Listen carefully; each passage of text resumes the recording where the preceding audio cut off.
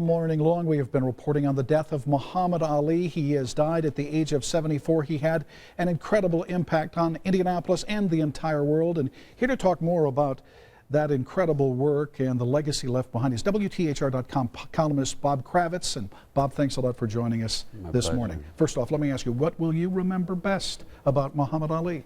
I will remember the arguments that I used to have with my father, who was a big Joe Frazier fan. And he loved, the old school athletes who were seen and not heard. And I love this guy with all the braggadocio and I am the greatest and the flash. And he was the most transformative athlete of the 20th century.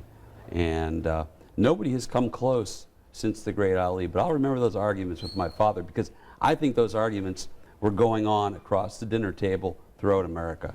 What was it about him that put him so far above the rest of the boxing world? Well, I think, first of all, his ability to self-promote. He was only 56-5 as a fighter. Not the greatest record. He lost his belt several times, but he fought epic fights. We will always remember the Rumble in the Jungle, Rope-a-Dope. We'll always remember the fight in Manila. Yeah, the Thrilla in Manila. Thrilla in Manila. And so he was able to, he was Bob Arum. He was a joy for the likes of Bob Arum and Don King because he promoted himself and he promoted the fight unlike anybody else. And he fought these epic fights. He had these great foils throughout his career, which made him even greater.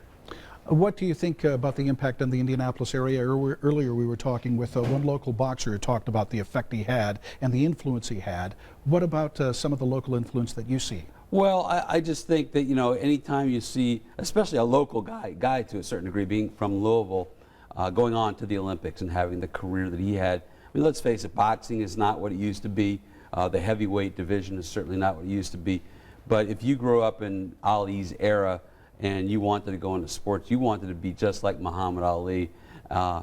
He was just fun. He was fun to be around. Him and Cosell bantering back and forth. That's great. Go to YouTube, look up Ali and Cosell. That was great stuff. Yeah, so many memorable moments there. And again, we'll have much more coverage to come. Bob Kravitz, thanks a lot for coming in this morning. Thank you. We appreciate it.